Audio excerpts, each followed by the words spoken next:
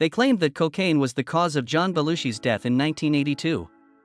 However, his sibling Jim is aware of a fact that no one else is aware of. At the age of 70, he is now disclosing the startling truth about John's football injuries, the brain disease that was never diagnosed, and the Hollywood cover-up that continues to haunt him. The true story of SNL's most eccentric performer is as follows. John Belushi was born in Chicago, Illinois, on January 24, 1949. His parents were Albanian immigrants who worked tirelessly to establish a livelihood in the United States. In 1934, his father, Adam, immigrated to the United States as an adolescent. Before establishing his own establishment, he worked extended hours at restaurants. Agnes, his mother, was born in Ohio to Albanian parents and spent her early years as a pharmacy assistant before dedicating herself to the care of her family. They instilled in their offspring the importance of perseverance and discipline. Marion, Jim, and Billy comprised John's family. Their residence was austere, yet it was replete with affection. Even during challenging periods, laughter was an ineffable presence. John possessed an inherent talent for comedy. His parents supported him, despite their lack of comprehension of his talent, as he delighted in amusing others. However, John was not solely the amusing child. He was driven to distinguish himself and possessed a competitive spirit. John discovered new methods of highlighting his talents when the family relocated to Wheaton, Illinois. He was appointed as the football team's co-captain at Wheaton Central High School. The appellation was bestowed upon him as a result of his aggressive playing. However, his genuine enthusiasm was for the stage. When he enrolled in the theater program at the school, he soon distinguished himself. Dan Payne, his drama instructor, recognized a unique quality in him. In 1967, he assisted John in securing a summer position at a professional theater. Everything was altered by that experience. John was aware at that time that performing was not merely a pastime. He intended to pursue this endeavor for the duration of his existence. Music was an additional component of his creative vitality. He collaborated with his peers to establish an ensemble known as the Ravens during his high school years. He brought the same wild intensity to the stage as he did to football and theater, while also singing and playing the drums. The ensemble recorded a single titled "Listen to Me Now, Jolly Green Giant" in 1965. Although it did not achieve commercial success, it provided John with his initial exposure to the limelight. He felt at ease performing in front of an audience, regardless of the environment. John was faced with a decision to make following his graduation from high school. He entertained the possibility of participating in football at Western Illinois University. However, he ultimately elected to pursue an alternative course of action. He attended the University of Wisconsin-Whitewater for 1 year before transferring to the College of DuPage. There, he co-founded a comedy troupe known as the West Compass Players. They performed in intimate venues, such as church cellars and coffee houses. The performances were electrifying, despite the small audiences. John was honing his approach, acquiring the ability to manage a space solely through his presence. At the age of 22, he made a significant stride in February 1971. He participated in an audition for the Second City, the renowned improv theater in Chicago. He possessed no formal education. However, it was impossible to disregard his unbridled vitality. He was fearless, unpredictable, and boisterous. The directors recognized his potential and granted him membership in the troupe. He was now one of the youngest performers at the Second City, earning a mere $150 per week. The amount of money was irrelevant. He was in his habitat, as he was surrounded by some of the most talented comedians in the country. The Second City was more than just an early employment for John Belushi. It was the location where he developed his manner and encountered the individuals who would have a lasting impact on his career. Harold Ramos and Brian Doyle Murray were among them, two comedians who would subsequently make their own contributions to the world of comedy. Ramos was an exceptional writer. He would later invent Ghostbusters and Caddyshack. However, in his early years, he was merely another comedian who was attempting to establish himself. Belushi and he developed an intimate relationship, consistently engaging in the exchange of ideas and creating designs. Ramos encouraged Belushi to experiment with various characters, which aided in the refinement of his cadence and delivery. Then there was Brian Doyle Murray, the elder brother of Bill Murray. Belushi's boisterous and unpredictable demeanor was counterbalanced by his sardonic, astute humor. Belushi, Ramos, and Doyle Murray formed an unstoppable trio. They were youthful, hungry, and resolute in their pursuit of a novel approach to comedy. However, the Second City was merely the commencement. Belushi secured a role in Lemmings, an off-Broadway production by National Lampoon that parodied the Woodstock Music Festival, in 1972. The production was an immediate success upon its debut at the Village Gate in New York. It was entirely absurd, rapid, and boisterous. Future celebrities, such as Christopher Guest and Chevy Chase, comprised the ensemble. Belushi seamlessly integrated into the environment. One of his most memorable performances was as King Herod in a parody of Jesus Christ Superstar. The sketch, Jackie Christ Superstar, seamlessly integrated comedy and music, eliciting an enthusiastic response from the audience. The show's vitality was infectious.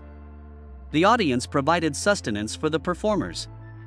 And night after night, Belushi demonstrated that he was something unique.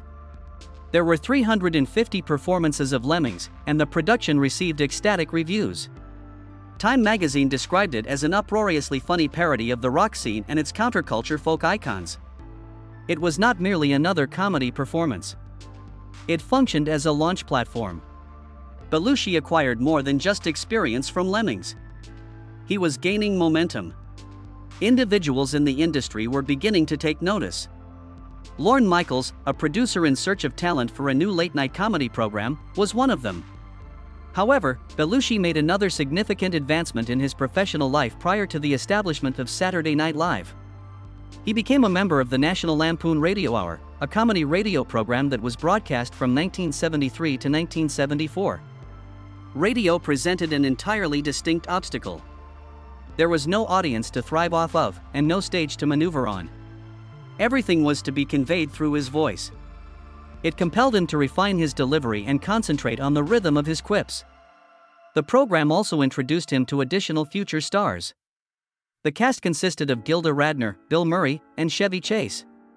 Collectively, they established the foundation for the profane, fast-paced comedy that would later define Saturday Night Live.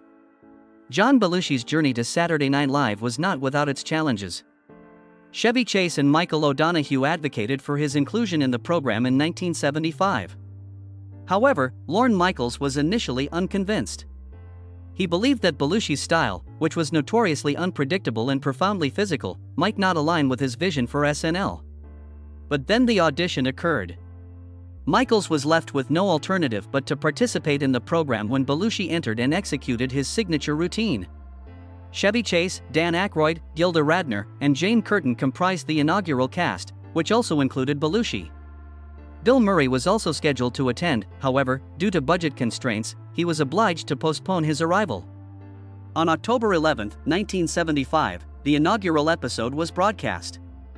In the opening sketch, The Wolverines, Belushi was the second person to appear on screen, and this was only a few minutes into the program. He was having a significant effect. However, the journey to the destination had been a struggle. NBC requested that cast members execute 5-year contracts, with payouts of only $750 per episode. Belushi was opposed to the agreement and declined to execute it. He nearly abandoned the performance prior to its commencement. It was not until Bernie Brillstein, his forthcoming manager, intervened that he ultimately consented. Just prior to the commencement of transmission, he executed the contract. The inaugural season of Saturday Night Live was characterized by anarchy. The show's survival was uncertain, as the set was incomplete hours prior to the premiere. However, Belushi prospered amid the chaos. His energy was electrifying, and his presence was impossible to ignore.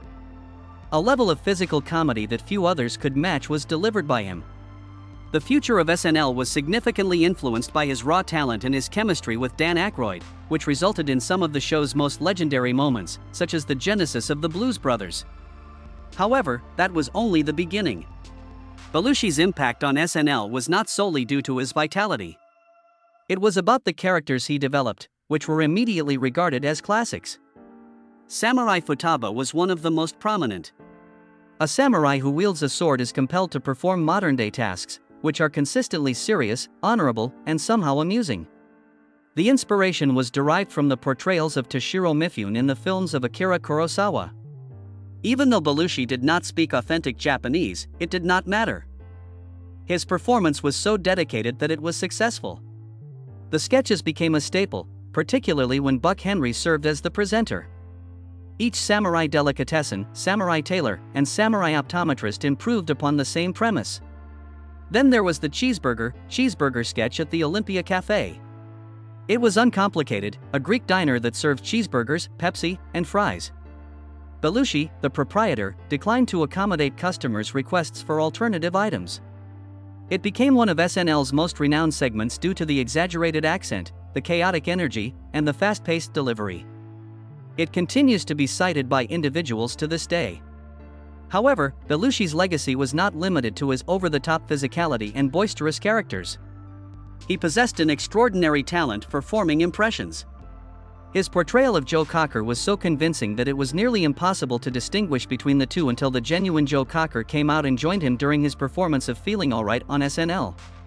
Legendary was the performance. His impression of Henry Kissinger was equally robust, transforming the former Secretary of State into a caricature with a heavy dialect and a bumbling demeanor. He confronted Beethoven, Captain Kirk, and even Marlon Brando. He made each impression feel like a new character by thoroughly committing to it. But Belushi's intensity was what distinguished him. He exerted himself to the fullest, whether it was by performing a pratfall or delivering a razor-sharp political satire. That vitality was infectious, and it played a significant role in the formation of SNL during its initial years. He established a benchmark for subsequent cast members, demonstrating that SNL was not solely about writing, it was also about performance, charisma, and fearlessness. However, the strain was increasing behind the scenes. SNL was live, unpredictable, and exhausting. Belushi was ascending to fame, but this also brought about expectations. Additional routines, performances, and appearances. In order to maintain his pace, he resorted to cocaine. Initially, it was merely a means of enduring the late evenings, but it evolved into something more substantial. There was an increase in his substance consumption. It was almost ingrained in the culture at the time, but people noted it. No one was easing down, and everyone was burning out. His work remained unwavering, despite the fact that his challenges intensified. He made deliveries on a weekly basis. The personal battles, tension, or exhaustion were never visible to the audience. The performances that made SNL history were the only ones they witnessed. However, Belushi was engaged in a conflict that he would ultimately lose behind closed doors. John Belushi's ascent to Hollywood was rapid, explosive, and unforgettable. His breakthrough was achieved in 1978 with the release of National Lampoon's Animal House, a comedy that revolutionized the industry. The film, which was produced with a modest budget of $2.3 million, astounded the audience by grossing more than $141 million. It was the third highest grossing film of the year, following Superman and Grease. The financial success of Animal House was unexpected, as it was an R-rated comedy. However, it was not merely a film. The event was cultural in nature. Belushi portrayed Bluto Blutarsky, the consummate partygoer and agitator. He not only performed in the role, but he also possessed it. His physical comedy was a force of nature. In one instance, he shattered a guitar without hesitation. In another instance, he organized an out-of-control toga celebration that became one of the most renowned moments in comedy history. Some of his most amusing instances were not even included in the script. One day, while running across wet grass, he lost his footing and collided with the earth. Instead of ceasing, he transformed it into an ideal comedy moment. Belushi was the individual in question. He had a talent for making pandemonium appear effortless. The film's triumph was not limited to ticket sales. In an effort to emulate the film's exuberant energy, college students nationwide initiated toga gatherings. Bluto was immediately recognized as an icon. Despite receiving a mere $40,000 for the role, Belushi's performance elevated him to the status of a superstar. Hollywood had finally witnessed his capabilities, and he was on the brink of greater accomplishments. His subsequent endeavor was The Blues Brothers, a film that transformed a straightforward Saturday Night Live sketch into a significant work. He and Dan Aykroyd portrayed Jake and Elwood Blues, two siblings who are on a mission to save their childhood orphanage by reuniting their old blues band. The event was a fusion of comedy, music, and action, featuring performances by renowned artists such as Ray Charles, Aretha Franklin, and James Brown. From inception to conclusion, the production of the Blues Brothers was characterized by disorder. Aykroyd's initial script was a disorganized jumble, spanning more than 300 pages and nearly unintelligible. Before filming could commence, director John Landis was required to reduce it. It was Belushi, however, who presented the genuine obstacle. His substance abuse was deteriorating. The crew was unaware of his whereabouts, as he would vanish for hours, and occasionally days. At one juncture, they implemented a radio system solely to locate him. But when he was on the stage, he delivered. He was deeply passionate about blues music, which Aykroyd had introduced him to, and he poured his heart and soul into the portrayal.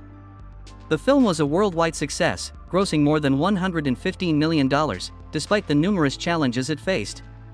It was not merely a comedy. It was one of the most distinctive films of its era and a love letter to blues music. Belushi had not yet completed his task. He was the protagonist of 1941, a high-budget World War II comedy directed by Steven Spielberg, which was released in 1979. There were lofty expectations, a massive production, and an all-star cast. However, it was unsuccessful. Critics were divided. Although it generated revenue, it failed to surpass the achievements of the Blues Brothers or Animal House. He embarked on an entirely new endeavor in 1981. In Continental Divide, a romantic comedy, he portrayed a resolute Chicago journalist who develops feelings for a retiring scientist residing in the mountains. Critics commended his performance, as it was a more somber and subdued role. Nevertheless, audiences did not establish a connection with it in the same manner. He was still perceived as the unpredictable, wild comedian by the public, rather than a romantic protagonist. His substance use was escalating in the background. He was already extensively utilizing cocaine during the production of Animal House. While intoxicated, he was able to capture some of his most amusing moments. It escalated into a more significant issue on the Blues Brothers, resulting in production cost increases and delays. Belushi continued to advance, despite the apprehension of those in his vicinity. In 1976, John Belushi married his high school fiancée, Judith Jacqueline, on New Year's Eve. She was more than his bride.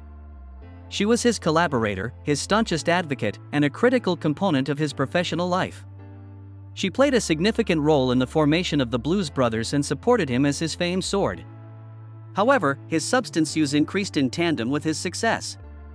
Cocaine became an integral component of his daily routine, and their marriage began to deteriorate as a result. Judith exerted herself to the fullest in order to render assistance. She observed the man who was responsible for the daring performances, the one who amused the audience while grappling with his own inner demons. She endured the highs and lows of their relationship. However, addiction does not wait for love. It overtook him, dragging him further away from the life they had established. She was left feeling powerless by his unpredictable moods and extended absences. She was unable to contend with his addiction, regardless of the extent of her efforts to defend him. In the wake of his passing, she resolved to safeguard his legacy. She desired for individuals to recall his abilities, not solely his troubles. She penned Samurai Widow in 1990, a book that revealed an aspect of Belushi that was rarely seen by ordinary individuals. She was involved in initiatives that paid tribute to him and preserved his memory. She established an existence of her own over the years. She remarried and assumed the name Judith Jacqueline Belushi Pisano. However, she never ceased to harbor affection for the man she had adored. After a protracted battle with illness, she passed away in July 2024. She ensured that the world never forgot the true nature of John Belushi by leaving behind her own legacy. Despite the vitality and confidence he exuded on screen, Belushi was plagued by profound insecurities. Their disappearance was not precipitated by their success. In fact, it exacerbated their condition. He was transformed into a celebrity on Saturday Night Live. The Blues Brothers demonstrated that he was capable of achieving even more. However, each new accomplishment was accompanied by an increased level of pressure. He was compelled to be the funniest, the largest, and the most exceptional, and he was deeply apprehensive that he was not enough. He experienced the competitive nature of comedy on a daily basis. Chevy Chase had already departed from SNL for Hollywood, and Belushi despised the sensation of being behind. He increased his workload, drove himself to the limit, and ultimately resorted to cocaine as a means of maintaining his momentum. Parties were not the sole focus. It was about maintaining his sharpness, remaining ahead, and overcoming the apprehension that his time at the top would be short. Hollywood was awash in cocaine. It was not merely accessible, it was ordinary. It was employed at parties, on film locations, and even backstage at SNL. For an individual such as Belushi, who was already experiencing hardship, to flee, he endeavored to cease. There were instances in which he endeavored to assume control. He made one of his most significant endeavors at sobriety during the filming of Continental Divide in 1981. This film was distinctive. It was a romantic comedy, an opportunity to demonstrate his abilities beyond boisterous physical humor. Smokey Wendell, his bodyguard, ensured that narcotics were not in his possession. For a period of time, he maintained his purity. In his task, he concentrated. He demonstrated to himself that cocaine was unnecessary for his performance. His subsequent film, Neighbors, starred Dan Aykroyd. It was a catastrophe from the outset. He was repelled by the manner in which the film was being produced, and the aggravation compelled him to revert to his previous behaviors. He resumed his usage. The mood fluctuations returned. He refused to exit his trailer until director John he was consumed by rage, and one evening, he demolished the office of Columbia's musical director. He had forfeited the authority he had possessed during the Continental Divide. On February 28, 1982, John Belushi arrived in Los Angeles. He intended to meet with Hollywood executives and work on a film script, however, his plans were abruptly derailed. He was unable to concentrate on his work and instead became ensnared in a cycle of substance use and partying. He entered Bungalow Number 3 at the Chateau Marmont, a hotel that is renowned for its privacy and celebrity visitors. It was transformed into his haven, a location where he could effectively conceal himself from the external world. On a nightly basis, he traversed the Sunset Strip through various clubs. These were his typical destinations: the Rainbow Bar and Grill, the Roxy, and Dan Tana's. He was not merely present to engage in social activities and consume alcohol. He was in search of an escape. Cocaine was ubiquitous, and he capitalized on it to the fullest. On the Rocks, an exclusive venue located above the Roxy, was one of his preferred destinations, where celebrities could enjoy a private party. It was the ideal location for an individual such as Belushi, who desired to be in close proximity to others while simultaneously concealing his personal struggles. He appeared to be deteriorating with each passing day. His vitality was depleted, and his face was puffy. His wife, Judy, was in New York, concerned about his well-being. However, he was not paying attention. His acquaintances were additionally apprehensive. Robert De Niro and Harry Dean Stanton visited his bungalow on March 4. The location was discovered to be in a state of disarray. There is an atmosphere of disorder, as there are clothes scattered across the floor and food that has been left out. In an effort to rouse him from his current state of despair, they extended an invitation to dine at Dan Tana's. Nevertheless, he declined. Kathy Smith, a woman with a history of substance abuse, remained with him. She administered cocaine and opiates to him that evening. Bill Wallace, his bodyguard and trainer, arrived at the bungalow the following morning to deliver a tape recorder and a typewriter. Belushi was not responsive when he discovered him lying in bed. He endeavored to awaken him. Nothing. He attempted cardiopulmonary resuscitation, CPR, however, it was too late. At the age of 33, John Belushi passed away. The autopsy verified the suspicions of many. His system was overwhelmed with cocaine and heroin. His brain was swollen, his lungs were filled with fluid, and his body was deteriorating as a result of years of excessive drug use. His death was not solely the result of a tragic accident. For years, it represented the culmination of a downward trajectory. The Chateau Marmont, a tranquil retreat for celebrities, was abruptly transformed into the epicenter of a media frenzy. Reporters congregated outside. The streets were lined with camera personnel. Belushi's overdose, however, would forever be associated with the hotel, which had hosted numerous famed guests. The investigation rapidly centered on Kathy Smith, the woman who had been present with him that evening. She had been providing him with narcotics for days, and witnesses reported that they had observed her inject him on numerous occasions. She fled to Canada following Belushi's death, but she was unable to evade the events that had transpired. She ultimately acknowledged the truth. His fatal dose was administered by her. Additionally, she was accused of drug-related offenses and second-degree homicide. The case was ubiquitous, and the headlines were unrelenting. In the end, she accepted a plea bargain, which enabled her to avoid the most severe charges. She was sentenced to 3 years in prison, but she was released after serving only 15 months. The judge emphasized that Belushi had made his own decisions, but Smith's actions had a direct impact on his demise.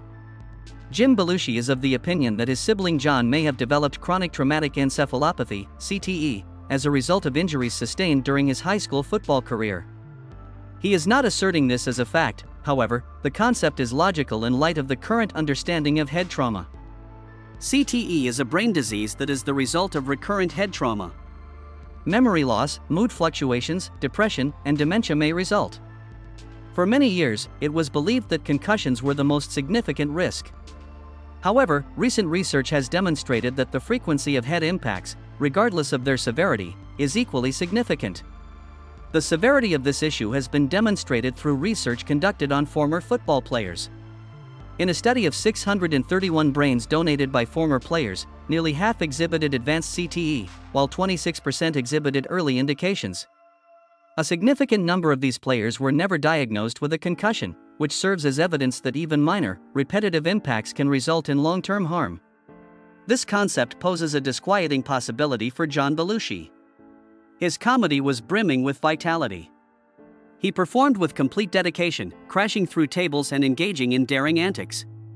If he had CTE, he must have been unaware of it. No one did. At that time, the disease was not well understood. Additionally, there is no definitive answer without conducting an autopsy on his brain.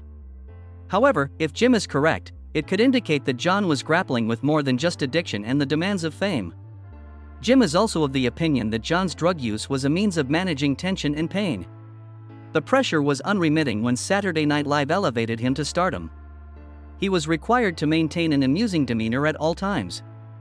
He was obligated to preserve the image.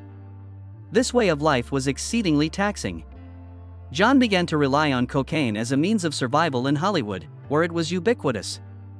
He was not the sole individual. Numerous actors and musicians of that era depended on narcotics to sustain their careers. However, for John, it evolved into an entity beyond his control. Jim has been candid about the extent to which Hollywood exacerbated the situation. In the late 1970s and early 1980s, substance use was not simply accepted. It was an integral component of the culture. The issue was disregarded by the industry, and in certain instances, it was even fostered.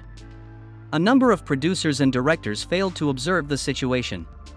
Some individuals provided actors with medications to maintain their productivity. It was nearly impossible to resign in that setting. John Belushi's narrative is a source of great sorrow. He was a comedy prodigy, but his life was cut short at the age of 33. Hollywood has undergone a transformation in the present day. More support is available for those who are struggling, and there is a greater understanding of addiction and mental health. However, individuals such as John were compelled to wage their endeavors independently during that period. John's legacy endures. He was posthumously honored with a star on the Hollywood Walk of Fame on May 4, 2004. His influence on Saturday Night Live and the comedy genre as a whole continues to be evident. His influence was never diminished, despite the fact that he was taken prematurely.